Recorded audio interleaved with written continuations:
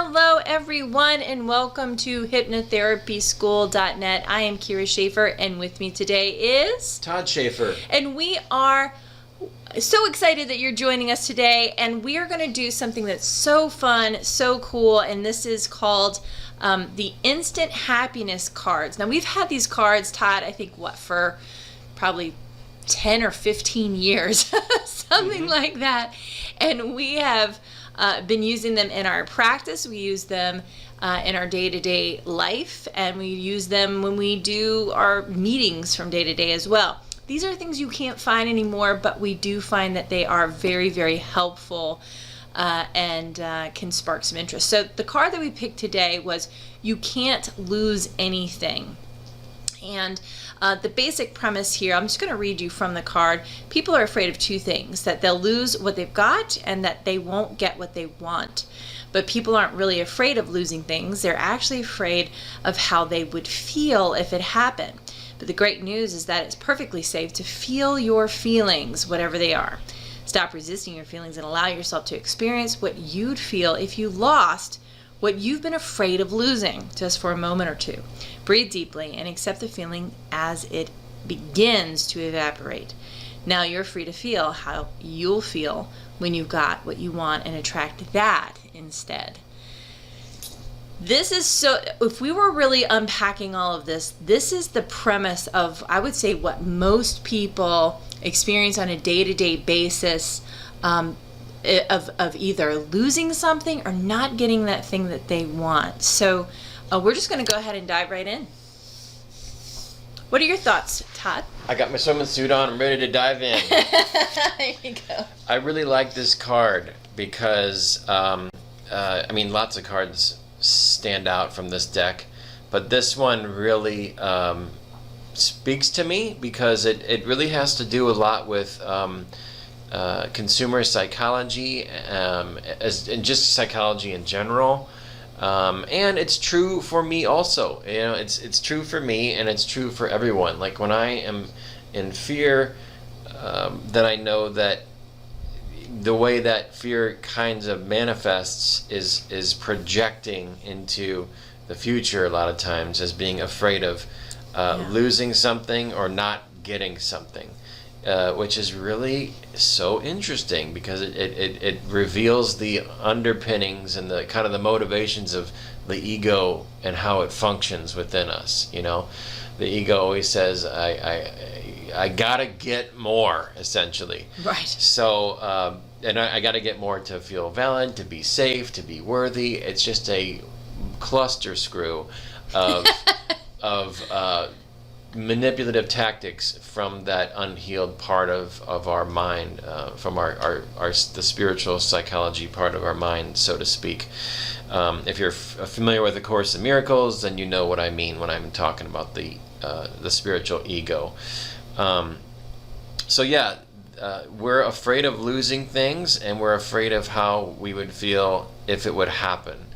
So, and like the card says, we're not really afraid of losing we're not really afraid of losing the thing, like the event. We're afraid of how we would feel if that happened. Right. Just like when it comes to buying something, or when it comes to the way like traditional marketing is done on television and things like that, or wherever, sometimes they play into FOMO. Fear of missing out. FOMO, right? FOMO. So fear of missing out, or what will happen if I don't do this, and they try to get those feelings to come up in you so that it will cause you to take action and buy. And this is where a lot of the really shady, manipulative, fear-based motivations come from.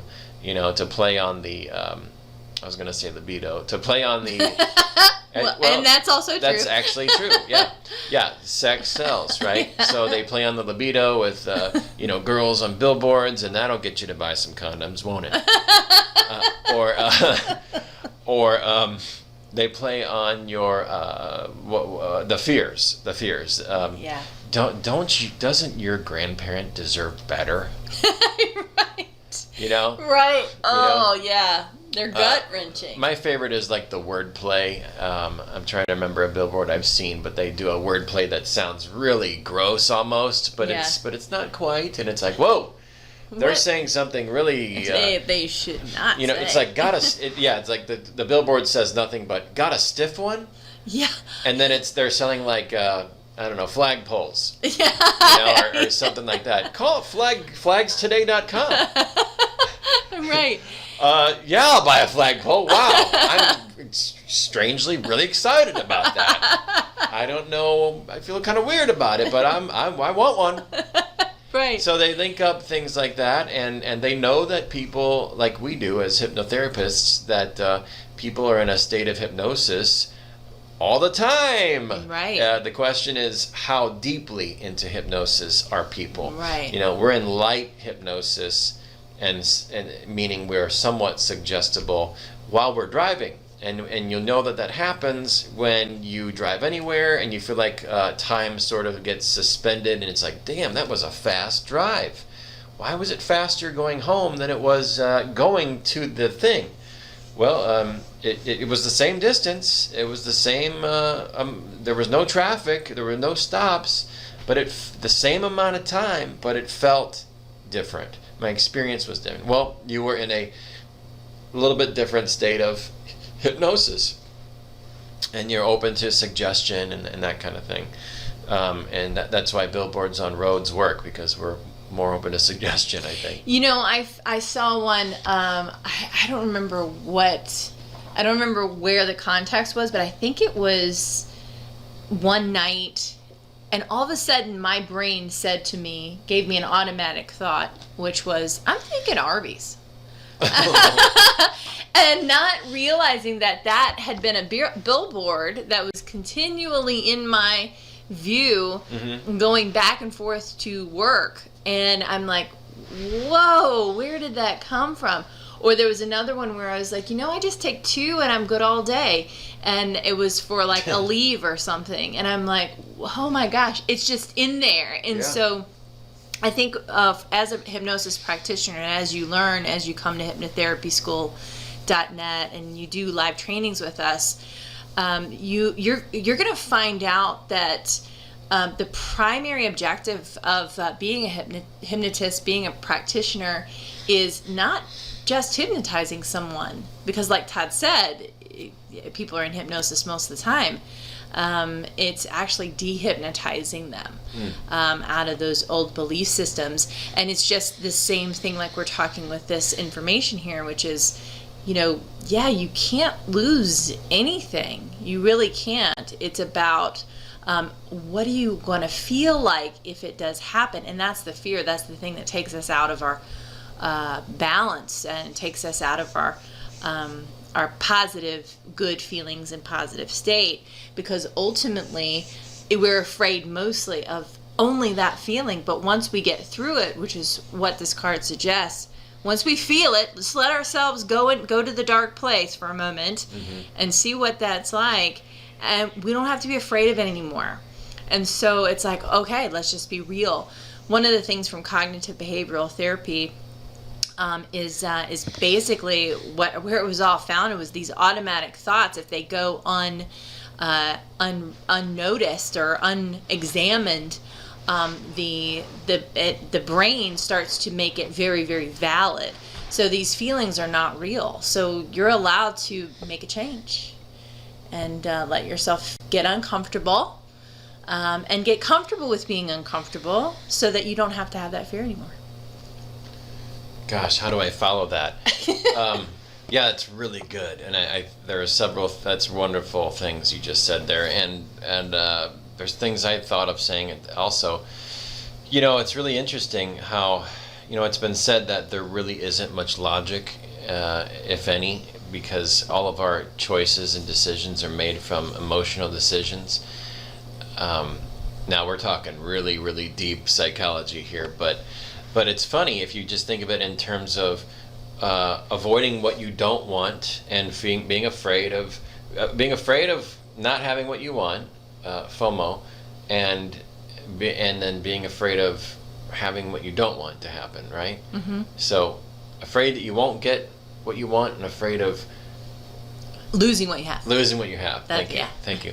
So either way, you're screwed because it's fear. It's just fear. It's fear-based, and the people who know how to play on that will advertise to get their needs met. Will sell things to you. Now, maybe you need those things. Great, it works out. Maybe you don't, and you realize you got a house full of junk. Yeah.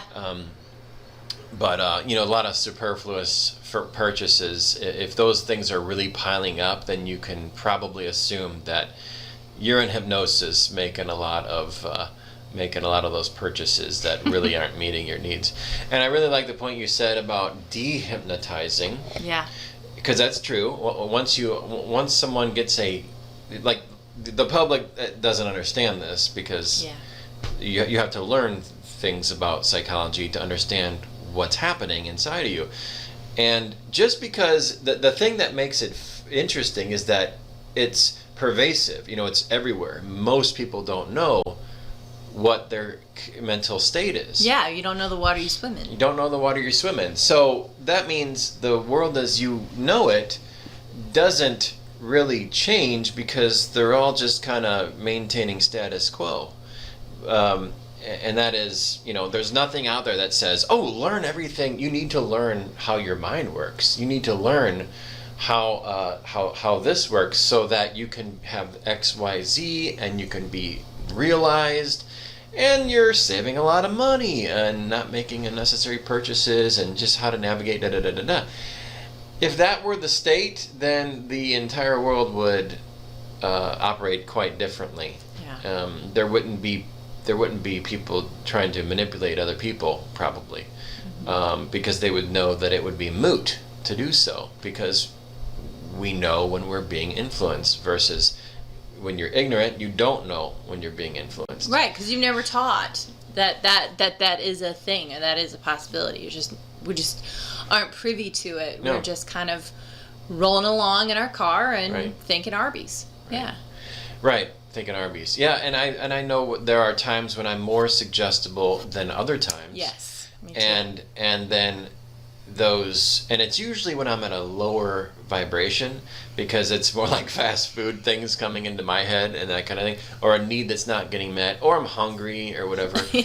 And some people watched Super Size Me Yeah. and years ago and never touched McDonald's again. Me, I had to put the movie on pause to go get McDonald's because it suggest, and back then I was eating fast food, and I had a positive association to McDonald's back then. This was a long time ago. And then I wanted to eat it. And I'm sitting there watching the movie, enjoying my McDonald's. It was really gross. Yeah, and I came in as you were watching it and saw one section of it, and I just started weeping. I started crying in the middle of watching the movie. The look on her face was, like that.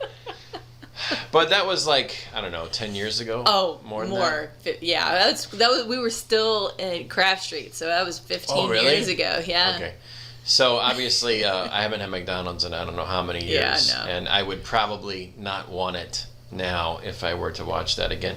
But it was a different, I had a different association with how I got my needs met. So at that time, the hypnosis, which is nothing more than being open to suggestion, influenced me to do what I was already privy to doing. Yeah. Now I would never eat McDonald's, because I know that there's kickback at this point. Yeah, it's just physical kickback. Yeah. I mean, I would eat it if there wasn't such a bad reaction. Right. The physical body just shuts down. Yeah. And it's kind of a good thing, because it's like the body is like, man, I am not doing this again. Mm-mm. And then you try it a couple times and you're like, oh, that didn't feel good. That did not go down well, and it did not come out well.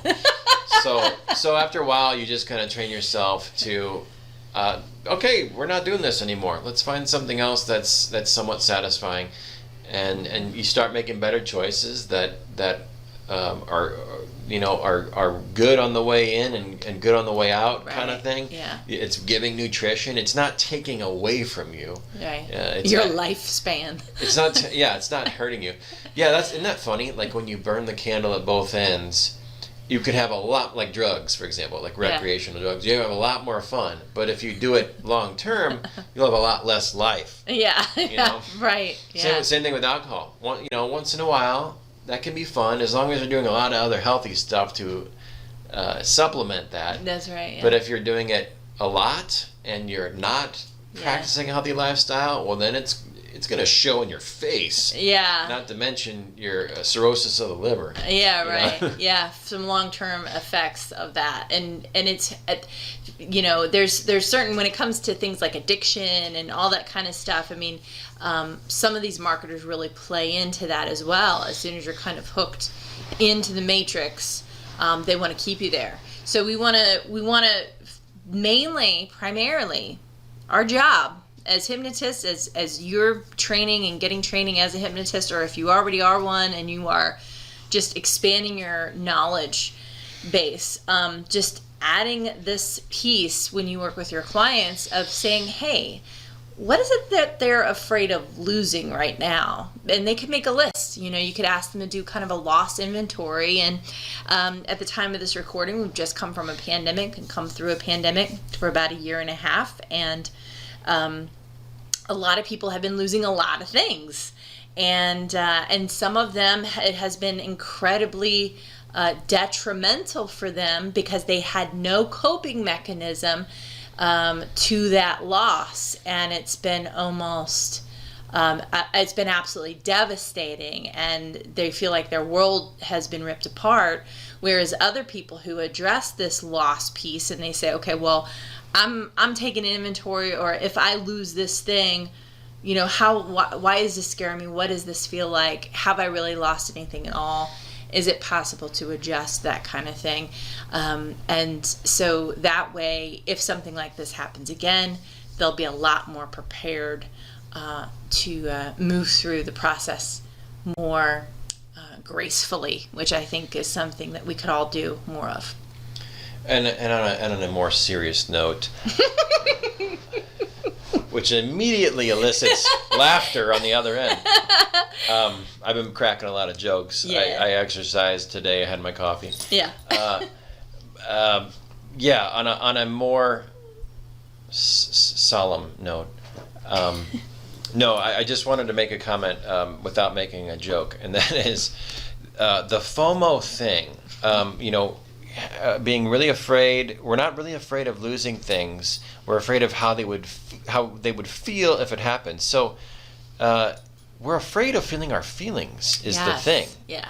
And I know that's been true for me as I've grown in my lifetime and studied psychology and deeper over the years, that I've come to that type of realization. So like this card says that we read here, it's perfectly safe to feel your feelings.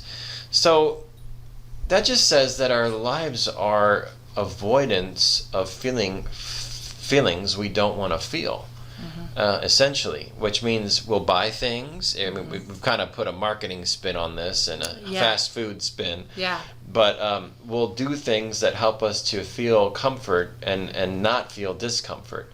And I think that's so simple, so awesome, and so fascinating because I've come to learn that as I've allowed myself and even prioritized myself to feel feelings I don't want to feel, specifically through whenever those feelings come up, doing specific breathing practices, not thinking on them, not spiraling, not making purchases, but just breathing while I am feeling those things. Over the long term, I mean weeks and months, those feelings start to go away, or they start to minimize or transform. And that is authentic growth right there. That is authentic growth. No amount of, take it from me, someone who's highly analytical, thinking that understanding everything is going to get me through to the promised land. But it hasn't. I mean, it's made me smarter in some respects or whatever, but it hasn't really integrated those fears that I hadn't been willing to feel. Yeah. So along the way, I encountered more tools that were more directive of what I was exactly needing. And one of those tools was a book called The Presence Process by Michael Brown. Which we are going to get into. And we're going to get into, and probably in our future videos and such. Yeah. But there's lots of great books like this that promote healthy breathing practices. This one is specifically designed for helping you to pull up your unintegrated emotional charge, as he says, and then through listening to the text or reading the text, and then breathing through it on a regular basis, whether you're feeling anything or not, just to make the unconscious breathing patterns, which are very much hooked into our imprinting, conscious breathing patterns, which help to resolve the emotional imprinting. So look at that. I didn't know if I'd have anything to say today. Oddly enough. Well, that's an imprint. I don't know if we've got any more material for this entire channel. So. Oh, okay. Well, then I'll say everything. Yeah. Okay. Good. So, at any rate, that has been, and I used to resist meditation all my life, but I wouldn't even call this meditation, because meditation connotation is to feel peaceful. Mm-hmm. This isn't that. That's right. This will actually, it'll make you feel better if you're feeling things, but it allows you to actually feel through it more, which does smooth it out, but it does also activate it. But so it's not about feeling better; it's about getting better at feeling. Mm-hmm. That's what he says in there. So, at any rate, it's been a phenomenal tool, and if I'd encountered it any sooner in my life, I probably would have resisted it from my ego. It is the right thing at the right time, and I'm getting ready to start my third round of the 10 weeks. So is Kyra, the 10 weeks prescriptive practice that takes place, that the book prescribes that you do. There's text, there's learning, and then there's a 10-week guided journey, and that's the entire book. So you're referring back to the text every week as you go through the 10 weeks, and you're asked to breathe like twice a day. Okay, so aside from that deviation, I think it's fascinating that it's not about things happening.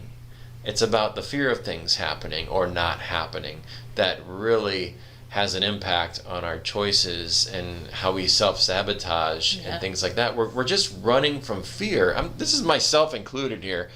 I try to take responsibility as best as I can, but it's no one is exempt from this.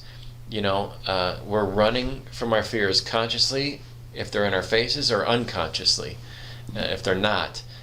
Running too afraid of something not happening that we want to happen, which is so bizarre and screwed up.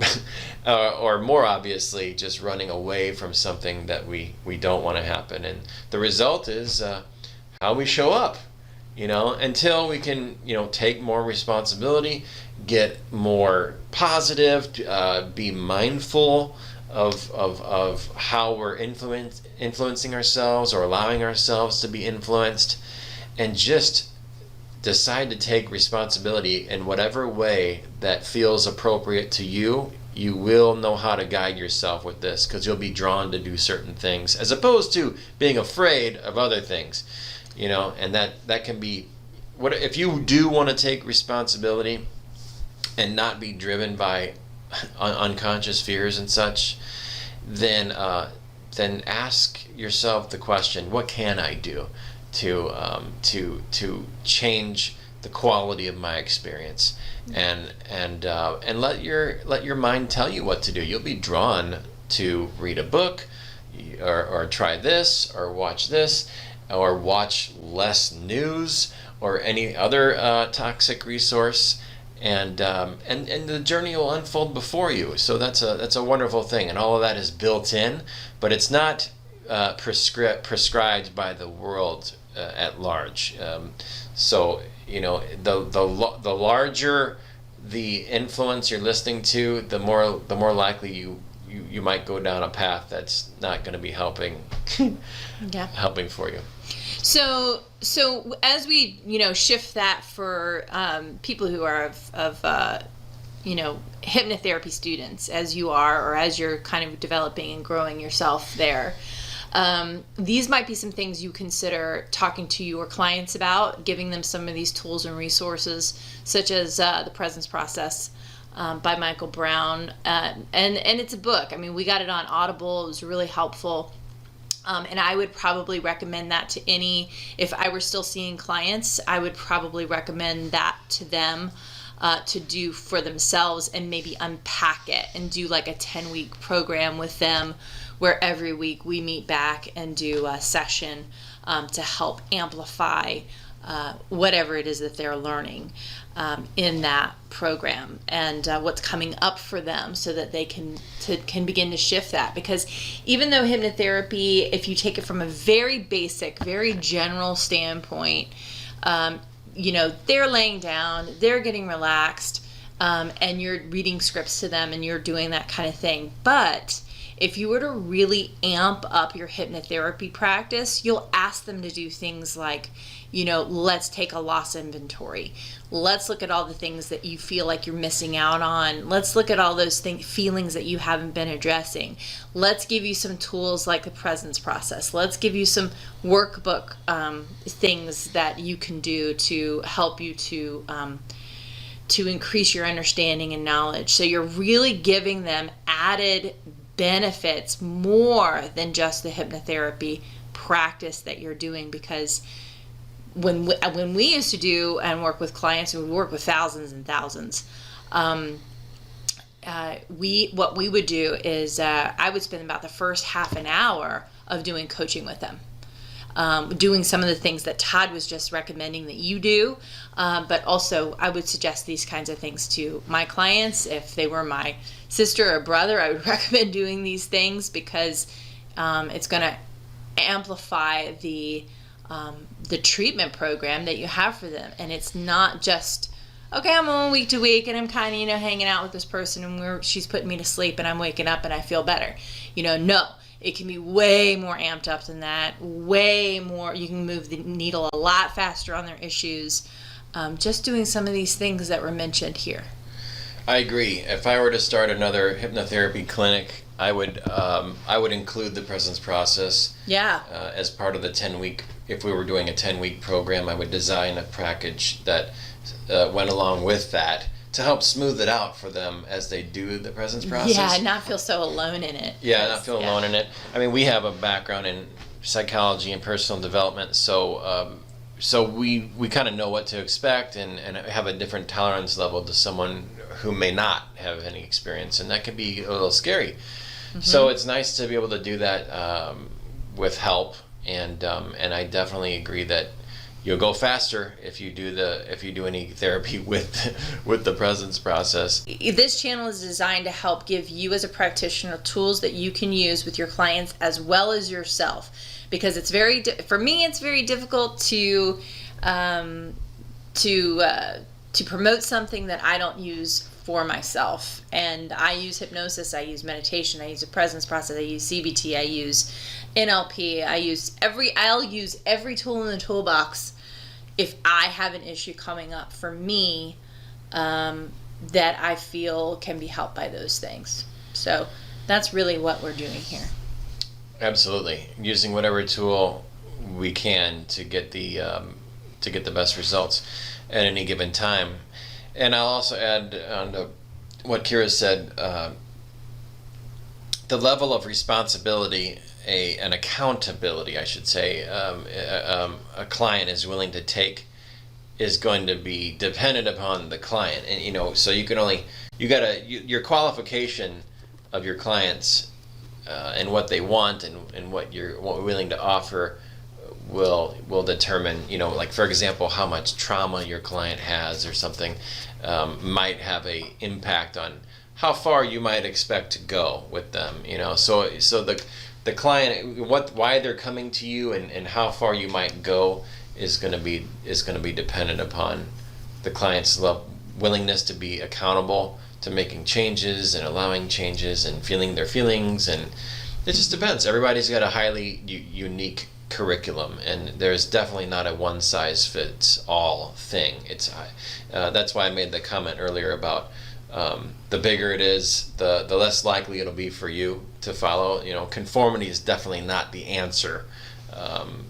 Some people want it to be, but it's not. It's not. It's an individualized journey, and psychology is going to continue to reveal that it's very much about your perception about how things are operating for you, because everything externally is really just a projection. So it's really going to be about the perception of the unique person's experience, and practitioners who get that are going to be more effective for their clients. Agreed. Well, Todd, is there anything else we want to say to our friends here? I think this is good for this one. All right. Pretty good content here. Awesome. If we were just kind of give it a bullet point really quick, we would suggest that you go ahead and do a loss inventory with your clients, and then ask them to share their feelings about if they don't get those things, or if they lost those things in their life, and what that would mean for them, or what they believe it would mean for them.